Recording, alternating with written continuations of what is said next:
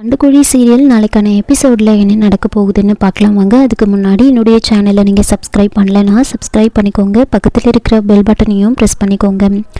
நந்தினி லாயர்கிட்ட வந்து சொல்லிட்டுருக்காங்க, அந்த மகா லாக்கப்பில் இருக்கால அவளை வெளியே வரவிடாமல் பண்ணுறதுக்காக நான் என்னென்னவோ பிளான் பண்ணிட்டேன், ஆனால் எதுவுமே ஒர்க் அவுட் ஆகலை அப்படின்னு சொல்லிட்டு இருக்கும் போதே புலிமுருகன் டைகர் சிவா ஜன்னல் பக்கமாக நின்றுட்டுருக்கிறத பார்த்துட்டு நந்தினி கிட்ட சொல்கிறாங்க. நந்தினியும் அதை பார்த்து என்ன பண்ணுறதுன்னு தெரியாமல் யோசிச்சுக்கிட்டு லாயர்கிட்ட எதுவுமே சொல்லாமல் அமைதியாக இருக்காங்க. இப்போ புலிமுருகன் நந்தினி கிட்ட, அக்கா வேறு ஏதாவது கதை எடுத்து பேசுக்கா அப்படின்றாங்க. உடனே நந்தினி லாயர்கிட்ட, உங்களுக்கு மாங்காய் பச்சடி செய்ய தெரியுமான்னு கேட்க லாயர், என்னது மாங்காய் பச்சடியா, அதை செய்ய தெரிஞ்சு நான் என்ன பண்ண போகிறேன் மேடம், நீங்கள் ஏதோ முக்கியமான விஷயம்னு சொன்னீங்க, அதை பற்றி சொல்லுங்கள் அப்படின்றாங்க. அப்போ நந்தினி, உங்களுக்கு செய்ய தெரியலனா என்ன, நான் எப்படி செய்யணும்னு சொல்கிறேன் அப்படின்னு மாங்காய் பச்சடி எப்படி செய்யறதுன்னு சொல்கிறாங்க. இதை கேட்டு லாயர், மேடம் என்ன மேடம் ஆச்சு உங்களுக்கு, எதையோ பேசிகிட்டு இருக்கீங்க, விஷயத்த சொல்லுங்கள் மேடம் அப்படின்னு சொல்ல, அப்போது நந்தினி வந்துட்டு, இவன் வேற இங்கேருந்து போக மாட்டானே, இப்போ நம்ம எப்படி இந்த விஷயத்தை இவர்கிட்ட சொல்கிறது அப்படின்னு யோசிச்சுட்டு இருக்காங்க.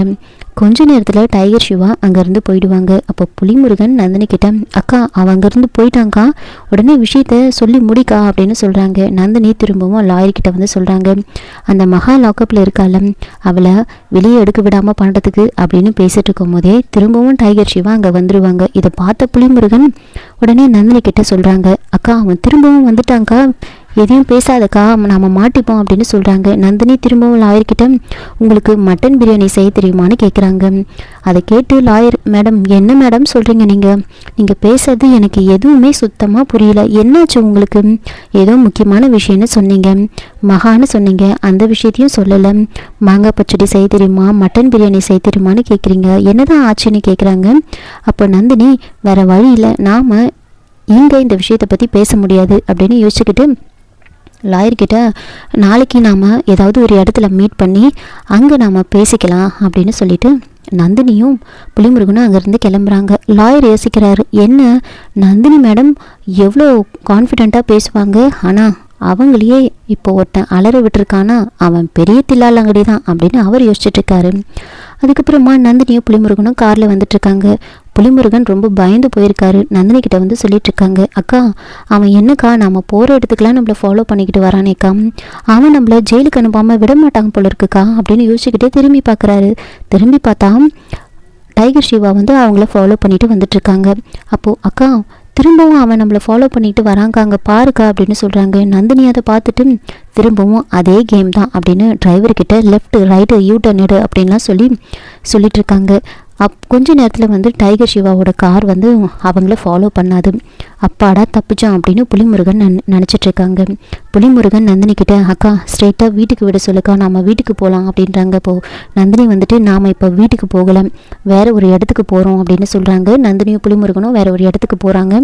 அங்கே போயிட்டு புலிமுருகன் நந்தினி கிட்ட வந்து கேட்குறாங்க, அக்கா என்னக்கா யாரை பார்க்கறதுக்காக வந்திருக்கோம், புதுசாக ஏதாவது ரவுடியை பார்க்க வந்திருக்கோமாக்கா அப்படின்னு கேட்க, அதுக்கு நந்தினி, ஆமாம் நம்மளோட எல்லா பிரச்சனையிலேருந்தும் வெளியில் வரத்துக்கு ஒரு ரவுடியை பார்க்க வந்திருக்கோம், நீ சொல்கிற ஆளுங்கெல்லாம் புள்ளி வச்சு கோலம் தானே போடுவாங்க, ஆனால் இவன் ரோடு போட்டு அது மேலே பாலமே கட்டுவான், அப்படிப்பட்ட ஆள் அப்படின்னு சொல்ல, அதுக்கு புலிமுருகன், அக்கா என்னக்கா நான் சொல்கிற டயலாக்கை எனக்கே சொல்கிறியா நீ, எனக்கு தான் ரவுடிங்களெல்லாம் தெரியும்னு பார்த்தா உனக்கு எல்லா ரவுடிங்களும் தெரியும் போல இருக்கே அப்படின்னு சொல்லிட்டு இருக்கேன். உடனே நந்தினி வந்துட்டு அந்த ரவுடிக்கு கால் பண்ணி வர சொல்கிறாங்க. அந்த ரவுடி வந்த உடனே நந்தினி கிட்ட பார்த்து பேசுகிறாங்க, என்ன மேடம் கொஞ்ச நாளாக எந்த வேலையும் சொல்லாமல் இருக்கீங்கன்னு சொல்ல, அதுக்கு நந்தினி, உங்ககிட்ட சொல்லணும்னா பெரிய வேலையாக இருந்தால் தானே சொல்ல முடியும், சின்ன வேலைக்கெலாம் உங்ககிட்ட வர முடியாதுல்ல விஷயத்த வந்து சொல்கிறாங்க.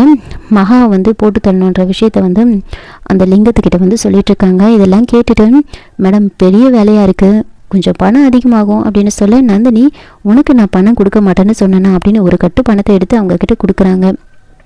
அந்த பொண்ணு பேர் என்ன சொன்னீங்க, மகா தானே, ராம்ஜி நகர் போலீஸ் ஸ்டேஷனில் இருக்கா, மற்றதெல்லாம் நான் பார்த்துக்கிறேன் மேடம், நீங்கள் கவலைப்படாமல் போங்க அப்படின்னு சொல்லிட்டு அந்த ரவுடி அங்கேருந்து கிளம்புறாங்க.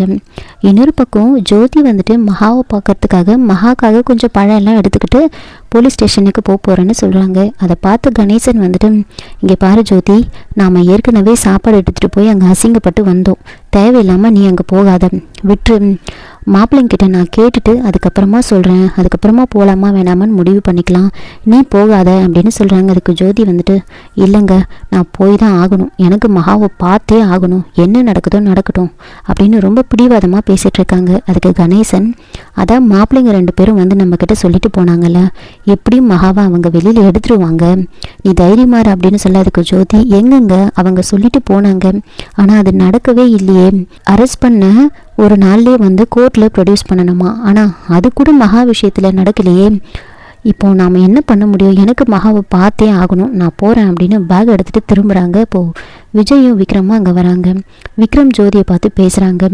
அதை உங்களோட கஷ்டம் எனக்கு புரியுது, ஒரு அம்மாவா உங்களுடைய கவலை என்னன்னு எனக்கு புரியுது, எப்படின்னா போட்டோம் எப்போனா வரட்டும்னு விடுற நிலமையில நீங்கள் இல்லைன்னு எனக்கு தெரியும், ஆனால் இப்போ சொல்கிறேன் கேளுங்க, மகா இன்னைக்கு கண்டிப்பாக வெளியில் வந்துடுவா, மகாவை வெளியில் எடுக்கிறதுக்கான எல்லா ஏற்பாடும் நாங்கள் பண்ணிட்டோம், கமிஷனரே போலீஸ் ஸ்டேஷனுக்கு வந்து பேசினார், அந்த இன்ஸ்பெக்டரே வந்து மகா மேலே போட்டிருக்கிறது எல்லாமே பொய் கேஸுன்னு சொல்ல வைக்க போகிறோம், அதுக்கப்புறமா கண்டிப்பாக மகா வெளியில் வந்துடுவா, இன்றைக்கி மகாவை கோர்ட்டில் ப்ரொடியூஸ் பண்ண போகிறோம் அப்படின்னு சொல்கிறாங்க. இது கேட்டு ஜோதி வந்து ரொம்ப சந்தோஷப்படுறாங்க. அதனால் நீங்கள் கவலைப்படாமல் இருங்க, எங்களுக்கு நிறைய வேலை இருக்குது, நாங்கள் கிளம்புறோம் அப்படின்னு விஜயும் விக்ரமும் அங்கேருந்து கிளம்பிடுவாங்க. இன்னொரு பக்கம் வந்துட்டு அந்த ரவுடி வந்துட்டு அந்த லிங்கம் ரவுடி வந்துட்டு என்ன பண்ணுறாங்கன்னா அவங்க ஆளுங்களெல்லாம் வர சொல்கிறாங்க. அங்கே வந்த உடனே வந்து அவங்க மகாவை எப்படி போட்டு தரலான்னு அவங்க பிளான் பண்ணிகிட்ருக்காங்க. கோர்ட்டில் ஒருத்தருக்கு கால் பண்ணி மகாவை வந்து எத்தனை மணிக்கு அந்த கோர்ட்டுக்கு கூட்டிகிட்டு வராங்க, எத்தனை மணிக்கு ஹியரிங் இருக்குன்னு கேட்குறாங்க. அவங்க வந்து பார்த்துட்டு 10 மணிக்கு அப்படின்னு சொல்கிறாங்க. இதெல்லாம் கேட்டுட்டு அவங்களுக்குள்ளே டிஸ்கஸ் பண்ணிகிட்ருக்காங்க. அப்போது அந்த மகாவை வந்து நம்ம கோர்ட்டில் வச்சு எதுவும் பண்ண முடியாது, நாம் போலீஸ் ஸ்டேஷனில் தான் அவளை ஏதாவது பண்ணணும் அப்படின்னு அவங்க பிளான் பண்ணி வச்சுருக்காங்க.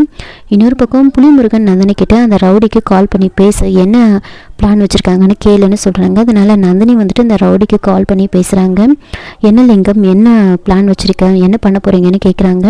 அதுக்கு லிங்கம் வந்துட்டு என்ன சொல்கிறாங்கன்னா அந்த மகாவை வந்து நாங்கள் போலீஸ் ஸ்டேஷன்லேயே போட்டு தள்ள போகிறோம் அப்படின்னு சொன்ன உடனே அதுக்கு நந்தினி வந்து கேட்குறாங்க, ஏன்னா நீங்கள் அந்த மகாவை கோர்ட்டில் தானே வச்சு போட்டு தள்ளுறதா சொன்னீங்க, ஆனால் இப்போது போலீஸ் ஸ்டேஷன்னு சொல்கிறீங்களே, ஏதாவது பிரச்சனை வருமானு கேட்க, அதுக்கு கோர்ட்டில் வச்சு பண்ண முடியாது, ஏன்னா இந்த கேஸில் வந்து கமிஷனரே வந்து நேரடியாக இறங்கியிருக்காரு, அதனால் செக்யூரிட்டிலாம் ரொம்ப டைட்டாக இருக்கும், அங்கே வச்சு வந்து எதுவுமே நம்ம பண்ண முடியாது, போலீஸ் ஸ்டேஷனில் தான் சரியான இடம் அந்த பொண்ணை வந்து போட்டு தள்ளுறதுக்கு, அதனால் அங்கே வச்சு அவளை போட்டு தள்ளிடுவோம் அப்படின்னு சொல்கிறாங்க. இது கேட்டு நந்தினி ரொம்ப சந்தோஷப்படுறாங்க.